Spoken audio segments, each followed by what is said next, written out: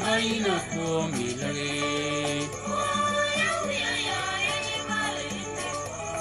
Jaya wiya baina duanga ke mali Wiya baina ko milage Yo ya mala yinkiwo Ameno paraida ka chibakaji kalamiya na Ina ko milage Ameno para ina ka chibakaji kalamiya na jo Munganyo wiya ba ina ko milage Wo ya wiya yo ya yamara inkinugo Bena imilage temi ya ba ina do ma Atang yo wiya baina ko milage Ni mali kiwo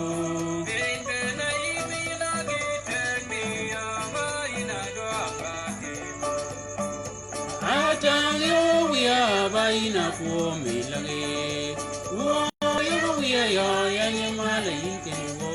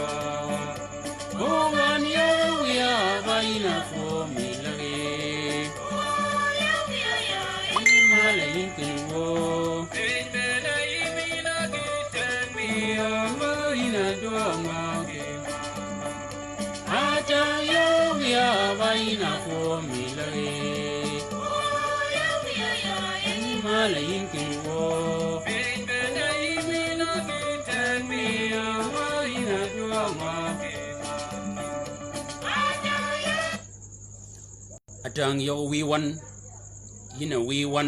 yina juanga chwa jama nen ke makaba nen yina juak mena mu je chengwa magani yina chwa chicken a chwa red one wo ya kwa je ke bola kanyeni kini we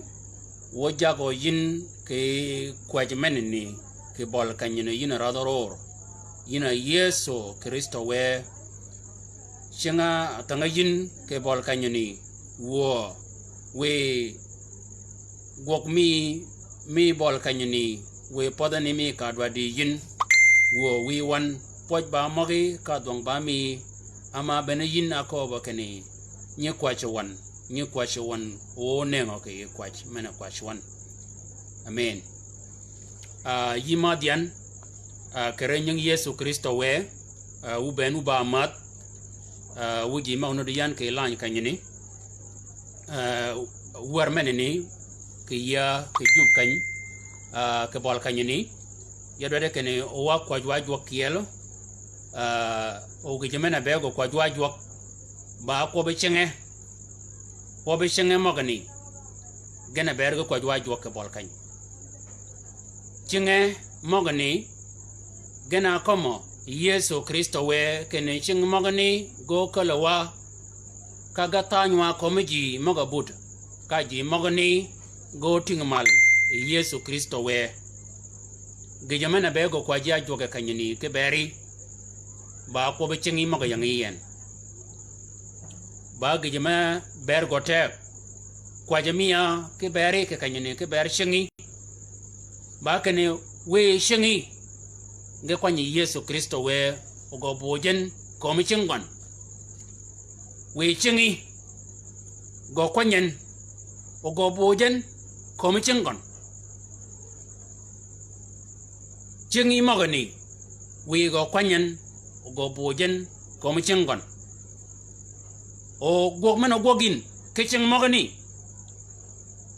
yu be di ngan wo ke mana pa ta go mi agwo go ngani yin da ke banga ta ga mana mega yin a meg yin Yesu Kristo we Yesu chingon kanya benen kompen ka kanyani chingon an atanyan komji magabur ka jama beren do ke reken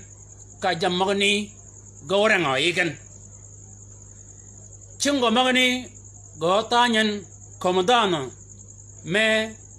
del gelet ka ledo del okat kere del meneni chingon go amagon dano mum to eva pilepen ke ipien ka go tingamal chingo magani go kaden go chibe nyingdan mabachuo ka nyingdan meneni uyep chingon atingen ka yom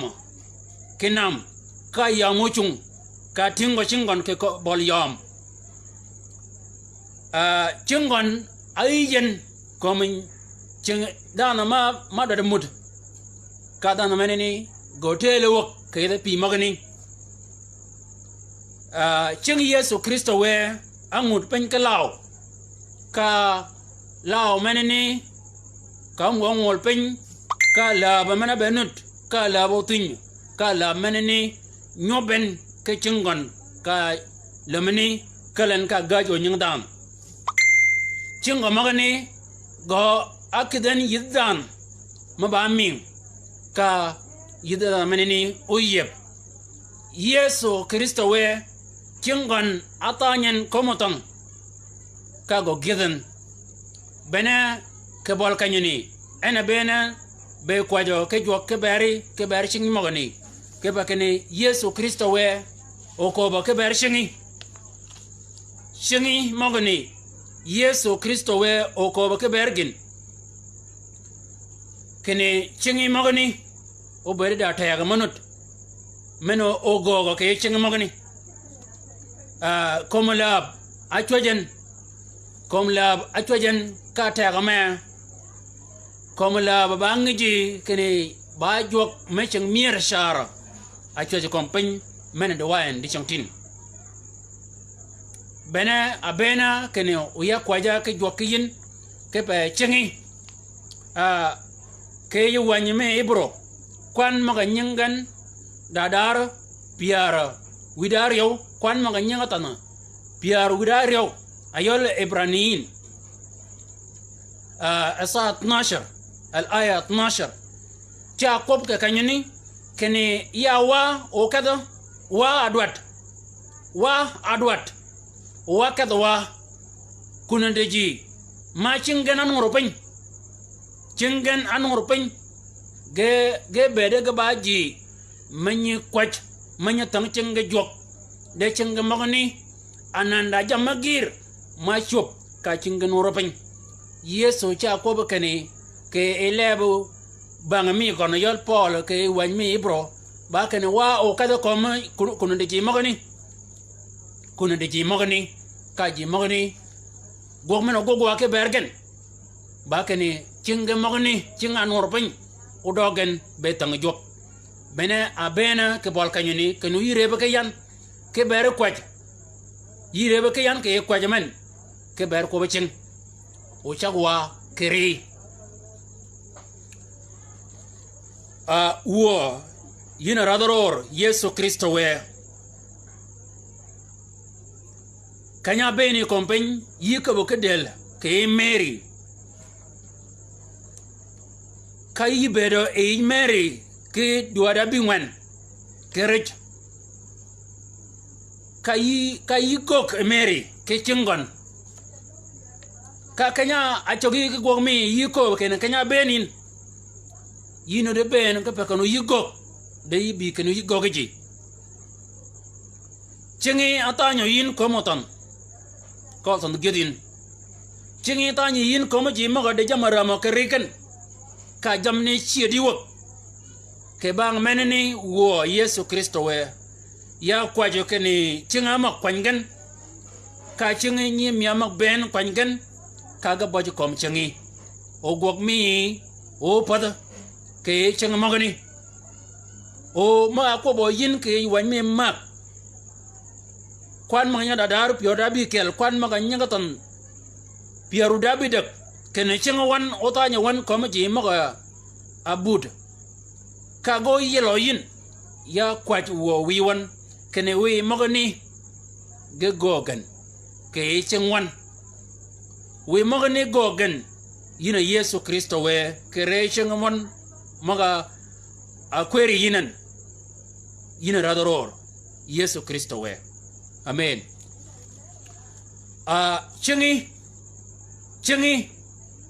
chingi mogani gen dwado jok kene go kwanyen go dwado jok o go kwanyen ba gije men ber go teka gije mana kunga go Yesu Kristo we ke bere me nyala chola Peter chingon aponyen ching Peter aponyen o tega mi gon neno ke ching Peter akoben kene yina yal Peter kwany boy ka yi ka dienam kanya ludo dojo aludo ke do Peter akoben kene kwany boy ka leng pen ke dienam kanya lud leng boy ke dienam kanya ludo e do e kunini yu maga ke rich Peter boy mana bere cha alwogen ke chingon boy ni go kalen akde yey ka kada be ko mogni kada be ki mogni kajigen ka Yesu koben keni boy manini chiga lengya nam ni ka kobin ke bang ko ba kobin ke bol kanyini amagagen kerij mangany ching Peter lwede gon automo kerich ke boy ka yeyo pang menini abed gije mena gogo Yesu ke changni abed ba kwere ching Peter akweren ka chang ke gicham gingang mena gogo Yesu Kristo we jelario mena gogo gicham gingang kanya dingon gub mogani ayat ke do pun mogani ba kene gina shop gub mogno no pa nga ching Yesu mode de kanya wodagen kanya megin wedbang ke bol kanyuni guba chege ketak ka mogni go kalgen ka ke bol yai ege chega taka ka wodga bol ji mogni ka ge lunyo ke ngenyo ti o ke bol ji ni menini abede ba ponching Peter abede ba kwere ching Peter ke chan akel kai Peter koben kenina Peter panyabat ka kabake cham kai kadagat kai ka bad menen lenginam dare yamano me renyu ku ngeke mak re yameneni ka dogo yeb dan ngienya mano yodo yin ke rejogon ka ngin maneni kelin ka mujin ke bera ke beri amada gwaji ma berenut manya gwaji ting Israel ben gok meneni kanya gogi Peter agogi yen kibanga bere kene kingon abere Yesu led gon chiga ponyo Yesu ke ber goke ginga ke pakene rej mena ay gon adogo ka ayodu nyenye Peter ngi men ni achu ba ka chege Peter dogo ye ke yer bene bol kanya abeno ngi ke kenyani men ni ba ponya mena gogo Yesu agogan Peter chingona kweren ke chan kanya do Yesu mal ka we kwero ben ore computer ching Peter magani ching Peter mena mo ko ponyo ke ye chingeni akwanye Yesu ka bojen kom chingon ka Peter kada komanda no mata ayol tabisa ka tabisa go tinge mal ke pien ongo bada mum to chingeni go kalen ka kada kom dano manual ba pudu ke may kon e gon wode piramman ka go tinge en ke chingeni ge jamani ni achup ke banga bere ke ni ching Peter akweren chinga berge lenga boy nam chingni doga ba ching matingi ji magato chingni adoga ba ching makal gisham memege ji magai ga kach ching maga bed e ba ching nyeleng boy nam chingni akada betingi ji ma ba pudumal wo yina Yesu Kristo we ya kwaje ka bol kanyani ke bare ching nyari men ke bare ching wadi menni wo ya kwaje kani we ching menni we lwede gon menni kwero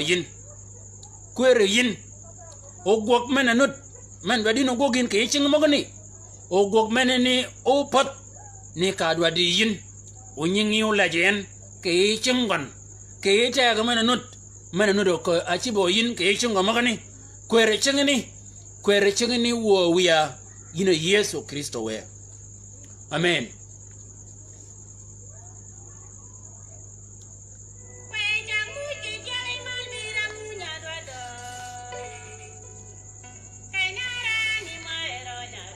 jal dong men ada wor men woren ayola Abraham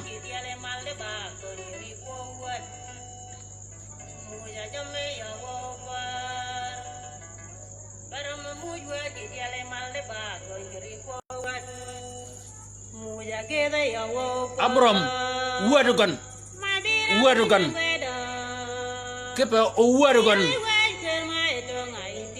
kalen dagi jima ko ngagogo kecing mogoni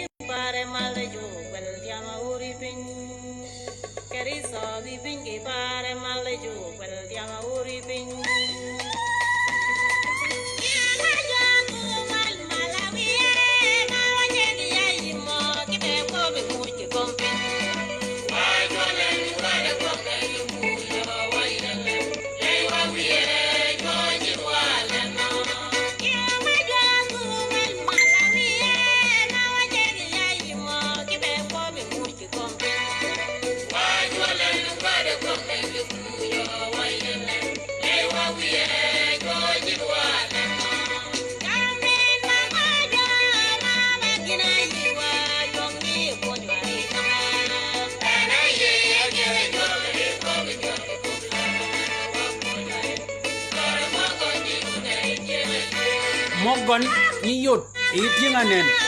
tinga ye Abraham mana nyirangwa kene wadukan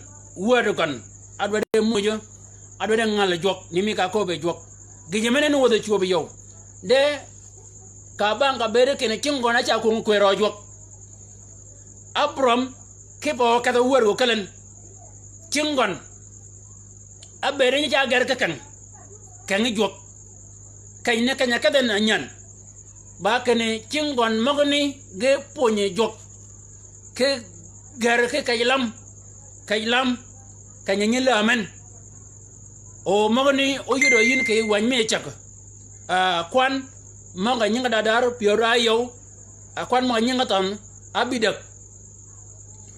ba kene Abraham kayne kanya nyakadan gina nyagogen ba kene nyi cha ger ke kaylam kajilam me nya ger ka kajilam me manya gogen ke bol kanyani menini ba gije mena a pun ko ikon cingo na kwero Yesu Kristo we cing mogni ke banga bere kan goro mo ke kwera adi chuot mena chol wedgon ka en mol kanya duden gina gogen ba kene acha ka yu o ka kagen yena kagen o ka kagen ke cing mogni cing moga mo ko ponyo ke gok gina do jok o gogen meneni ba gije mena go ke ber mi abrom cingon aponyo jok cingon aponyo jok modi kanga bere nuri chaga nuri bol kanya a tol wuar go ke ye wuar go na tol ko ye e u cingo mu dido ke ponyo jok e chenga meneni ke gok ke gin do de jogo go gogen ke bang meneni ya do di ko ke bol kanya ni keni kanga jok ke kompin jog ye da kangon kolonga wa ke ger kologa chinge modi ba kwero jok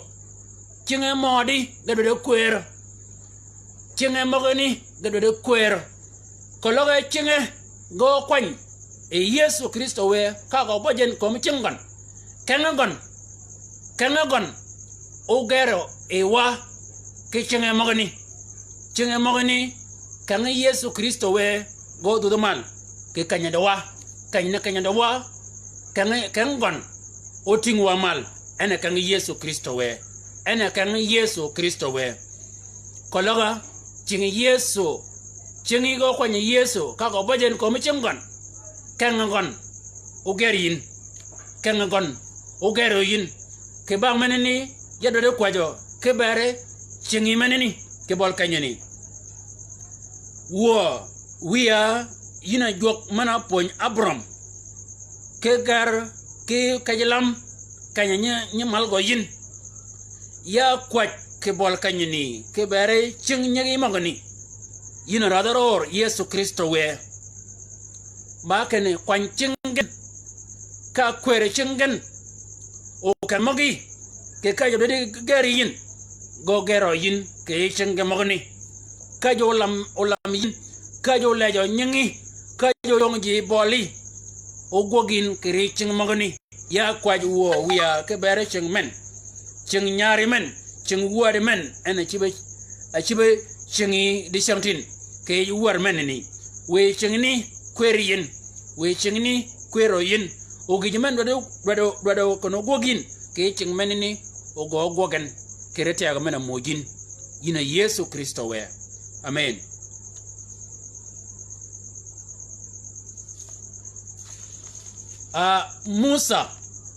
Musa kira Musa chingo tiyo gina kunga guogo Yesu keber Musa bakeni ching Musa go kwere mot chingi Musa akweren modi chingi Musa achiga kunga kwere mot chingi Musa achiga kunga kwere modi yo mena kwere ching Musa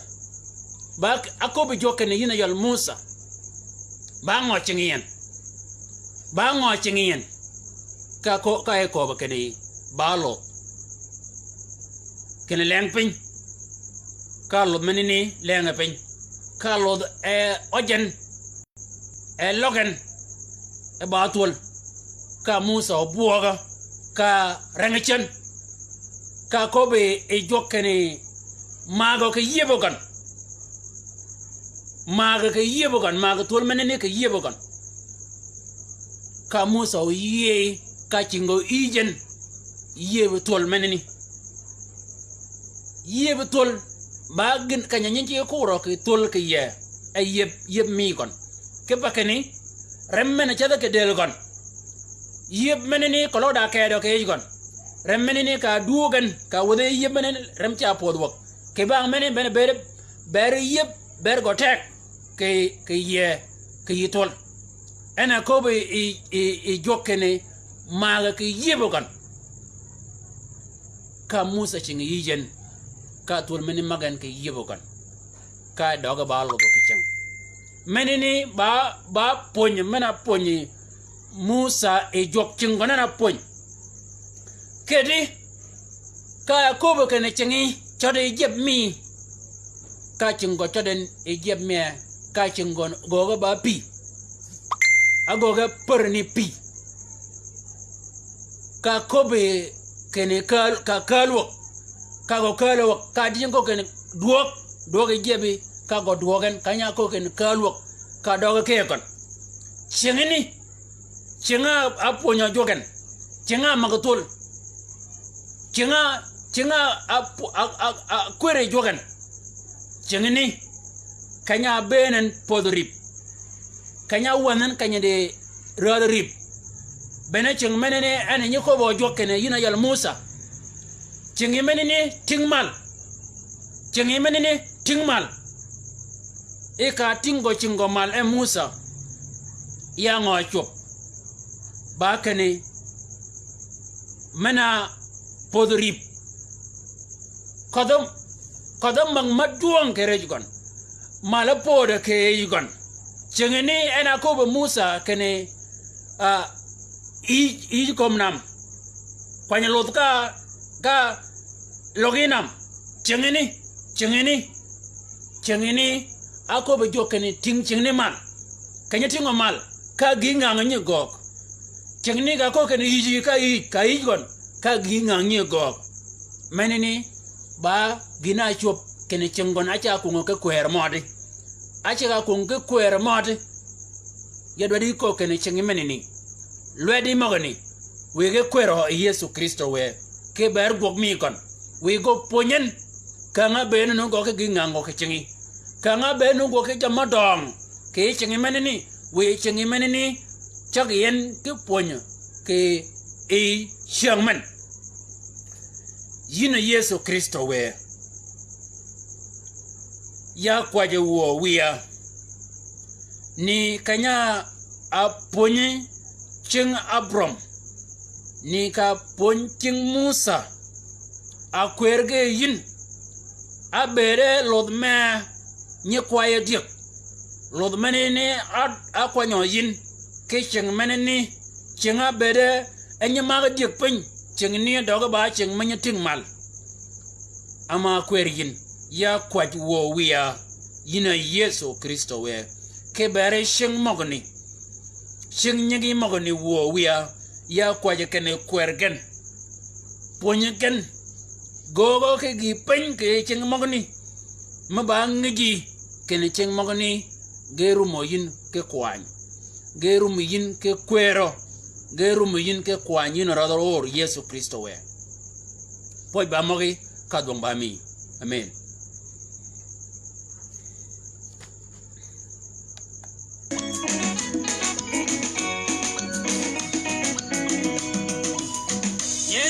Bayena ingeo malian nyingo malien ke jama ko ke chagi Yesu bayena bayeni nyingo malien ke jama ko ke chagi nyingne para ke nyingne ke kompinen tenetega nyingo malian nyingne para ke nyingne kompinen tenetega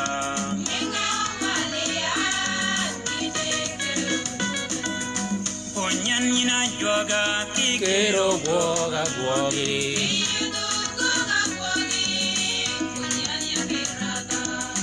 ponyan yina joga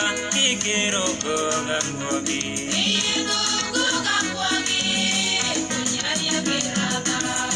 kopian yege wa ki moga twani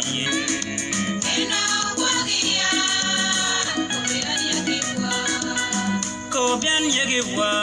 ki moga twani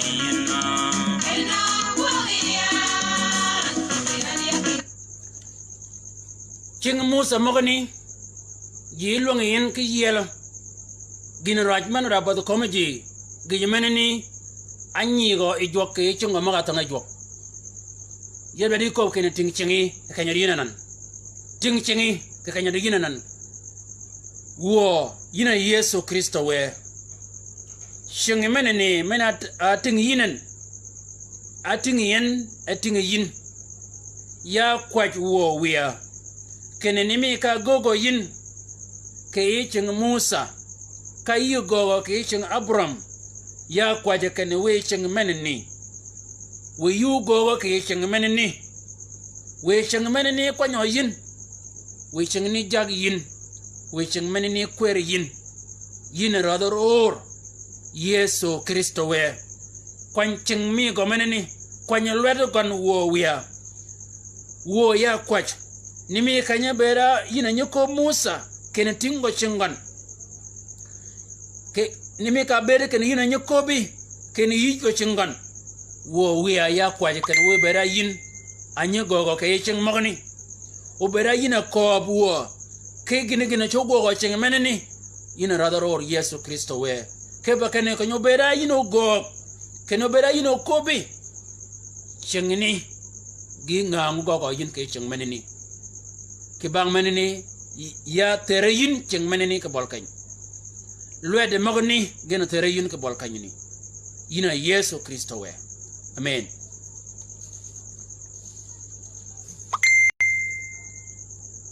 nyela chola Elia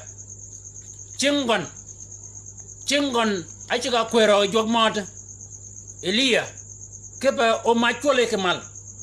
chingon achiga kwero jogmat chingo ponya jog kepa kene akale jog ka kida wak ka ke wangane achi be kan ma banam nam nut ke wak da lui ma meje pi ke kanyuni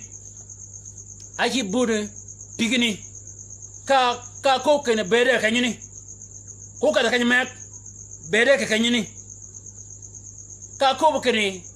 da agak ma ko bian winyi mujigan ke gisha mol ke gishambo bayin ke jirai chingon cheng Elia aponye jok ke kabo ke gicham ke ching agak mana nyore jok ke mol aga mana nyore jok ke bo anyi muji ke nyaring ke kupun aga mana ni ka kwany gini Elia ke chinga ke daga mana ni ka wana ching Elia onger gon nyidong ke chingon mana ni ba yo mana pon chingon e jok kene owen daga ka bo ching jok owen nene ching jok ke bang mana ni kanya beno jok edode ko kene kodode kal kompany kedi aoren gola ngana ori akobi kene akobo ngana ni kene kungayan ke gok ke ba jogo ko bane kene nya degig menni ke nya mawni ko tum kene tek gi menni go gogen ke banga bere kene kingo magni akobe kene kungayan ke gok gini wana chingan chinga ba kwer ginga ngago ke ba kene badana mawmo ke kwanyo ijok o chingo no mo kwanyo ijok gog mena gogen ba kene nying jok chiga lech ginga mo jo cha gok ke chingon yedo de yiko kene ni mi ka gogo ginga nga chinge Elia yedo akwajo ke bere chingi magni we chingi magni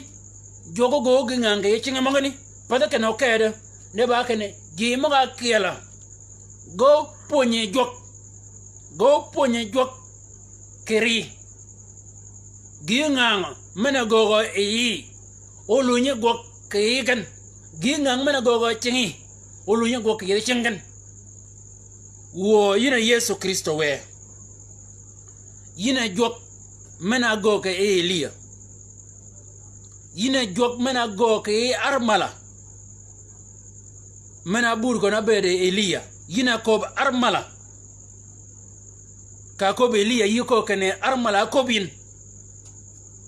wo ya kwaj ke bere nyigi magni kene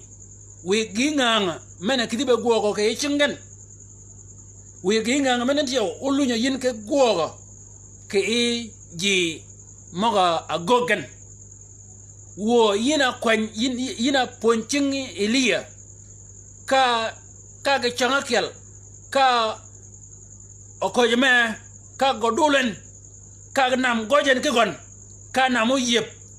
wo ke banga bere kene chingo mogni geru mo yin ke kwanya geru mi yin ke jak ya kwaj wo wiya kene we ching mok ge jagin modi ogwog man ri gwog ogwog o yin ke ching mogni e ching mogni umo yin ke jak ge umo ke jago ke yi chat modi kwere ching mogni kwanyen wo kaga bodo ko mechingi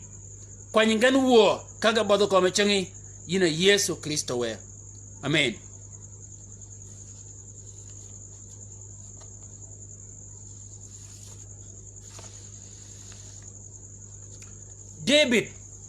David kanya beno kanya mu wigo ko nyike mau kwer mana ko nyi kon gina chop ba ka ne kingo na ponye jok ke go ke gingang ana dog ba ko e dik adog ba ko e dik ka mu jokum ke mau kwer ka wi kan mau ko wi kon adog ba go ko e ke dik ke kunini e ja ko e ke dik ba ka ne ngu ge dup ge bi ka dik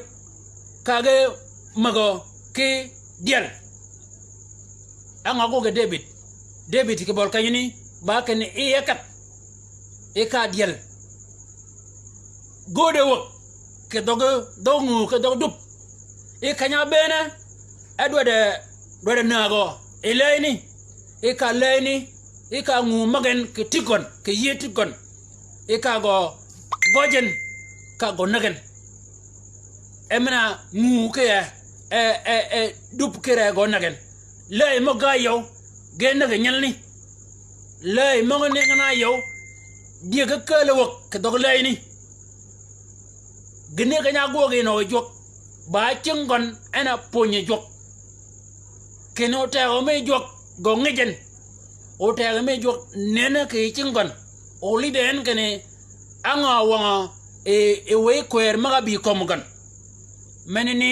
abede ba chingon a ponye e jok ko mak ge ponye yin kene chingi kanyo kwer ge jok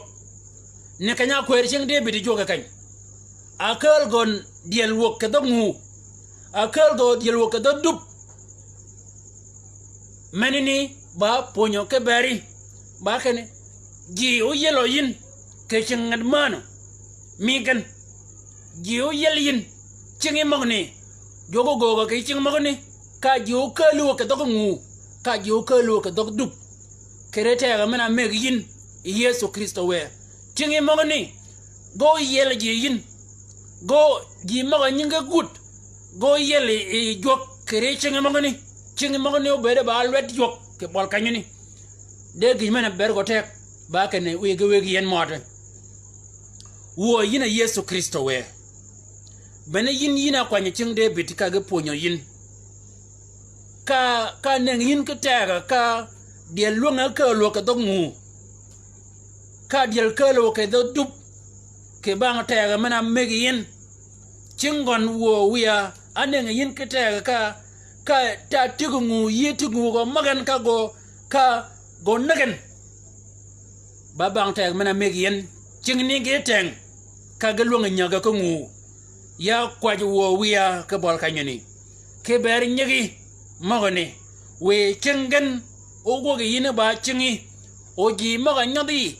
o yelo yin ke rigan o ji o kal wo ke ching e dog ngu o ji o kal wo ke dog dup ji o kal wo ge jam maga dwar mongen adwar nagan wo wiya kwere chengen kwan chengen kai be ba jiago kere cheng magani yin radoror Yesu Kristo we amen. Gog manene ba Yesu Kristo we eno gogi eno kwere chingi Yesu Kristo we en o kwer chingi bene kwaja mi wormen ke beri chingi yina dan mena beri no do ke yan ke lan tanyani ya do di ko kane nene gin mena ke go jok ke chingi kolo yu ko be jok kolo yu ka de komadam ka chwagli ngoyin ke piewi kene chibichingi komadam meneni ka yu kwaje ke bergon gog meneni gog meneni ke pa kene Musa anyi chiga ko be jok kene ting mal i chingi ni chiga ko be chengon kolo go gin meneni oli do yin ke piewi mena patata na meg do chube ba yin tio kolo da gin ramari ka yiko kene chingi menen tan kanya ke ramanan gini guo ke bol kanyuni tego mi jok chaka da be lido yi jok chaka be nyudere go yin ke chingi meneni ke pakane bene kwach mena be go kwajwa ke yichangani o meneni ba gije mena kat be chuoba ke re chingi magani nene chingi magani ge mo kwanyo jok we go jok o gogen ke chingi magani we chingi magani kologo go tingi mal gije mena o kologo tongi jok gije mena o cholin nimi kanya tange Elia atongo chingo mal i jok we gije mena ni olido yin ke wangani ni ka lid maj Elia ke wangon chingi magani ologo tongi jok we gije mena ni gina bere tongi chingi olido yin ke wangi ka juanga tongi chingi ola jin ke bol kanyini menene bagi pen mena kat ba chuobo bagi mena kat ba chuo twago lingo yin ke piowe ya cha yi kop twago lingo yin ke piowe me koba ke ko be chingi ke bang kwa menene yu ko ka kanya mek yu ko ka bol kanya mek yu ko ka bel ke kala jimoga ke mena ya do po jok ke pakane chinga jok nyingo lejen ke chinga jok nyingo lejen ke chinga yin yu ka ta chingi menoro ban go tingi mal na no tingi mal ke pien ka da na menene chingo do ba tang jok ka jogo kwajen ke chinga mogani chinga mogono to ngajok kerete ga mena megin Yesu Kristo we ginwa be de nganyin ke chang menene ba kane chingi gena bergen akwajwa ke joka kanyani ginwa be de nganyin ba kane chingi manga berge kwajwa ke joka bol kanyani chingi mogani geru mo ka kwanyo jok go ba jen ko mchingon o joka da ba gok Yesu Kristo we kada ba gok ke chingi mogani oli do yin ke wangi oli di yin ke wangi men ba gije mena ali di yan ke piwa e cha kwajo ke beri yin radoror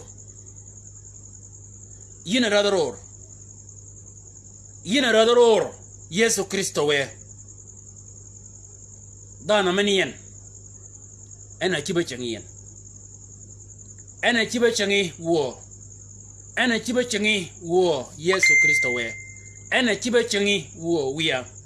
we yu go ga don ke chingo magani we yu go ga don ke chingo magani o nyingi ulech eji ma ole bi jama don ma go yin ke ching magani nimi ka ko bo yin kene ching nyigi go berga ba kwero yi go berga ba gedo yi ka gino nyal ga ke ching magani gije menene opot o tiu o nyol o dong wo jogya kwajo kene we magani kidiga beli do ke ber mi kan kidiga beli ke gog mana goggan changa gine chaga nger gotin kiti weli den kene ginne chaga nger gotin de gijemene amedo yin ka edong wo Yesu Kristo we ya kwajo wo jok ke ber ji mo nye pier kenye linga ke chwa ke pa gan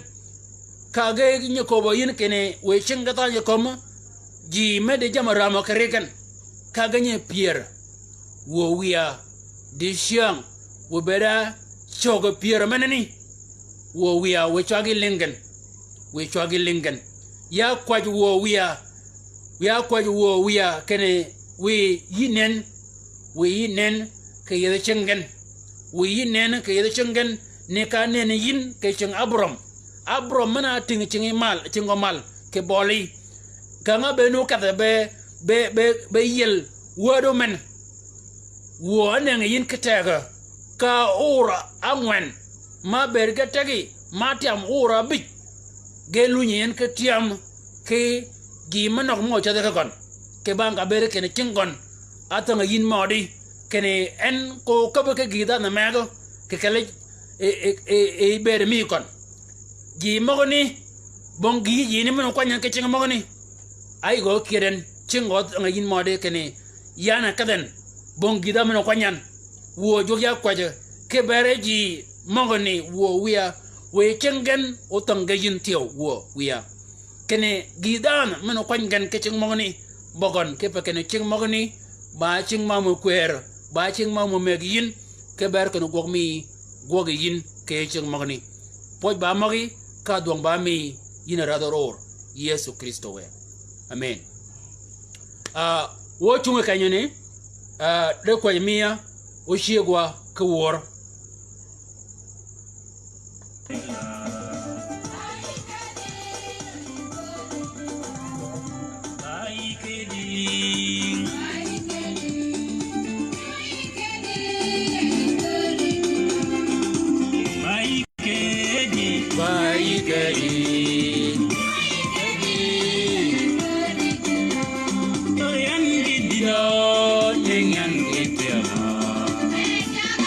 Jam jam ben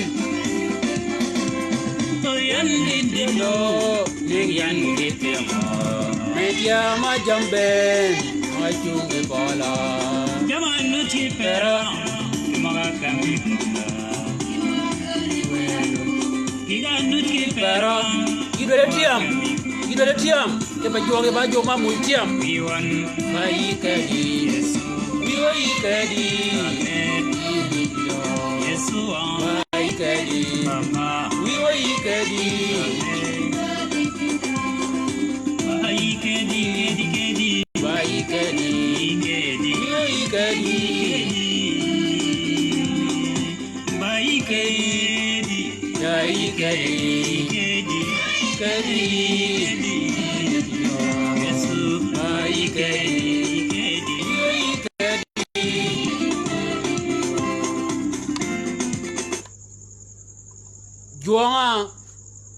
Juanga akal mat komo kaka moga kage Abram ke chengan juanga akal mat koma masba mena goge Elia ke chengan mena joje ke chengan we maj gon meneni olielo ke komo jam gogo yin Majigon jamagog yin go talen Majigon unen ke jamagog yin ke chengi Juanga awe chenge Yusuf gine nyemegi kenogo gogen ka gine nyetiu we juanga ne gine gogo yin ke chengi o tiu ke chengi magani Juanga ko kene gino nyali ka chengi taga mi gono logo bang o logo kom geneni we chengo meneni o nena ke kom jama gogin ana Yesu Kristo we ana kwanya labo penyangud angud penkalao ka lab go nyoben ka lamne gaje nyangdan ba chua ma nyola ba chua ka da na meneni nyingo no yeb we Yesu meneni o goga ke chingi magani we Yesu meneni o goga ke chingi o nyingo no lech yin o nyingo lech eji magoli yin eno goga ke benami poj ba mogon ka dwang ba megon wo shingirit kedi kereta ga me ke fursa meneni mujin ana rador Yesu Kristo we bye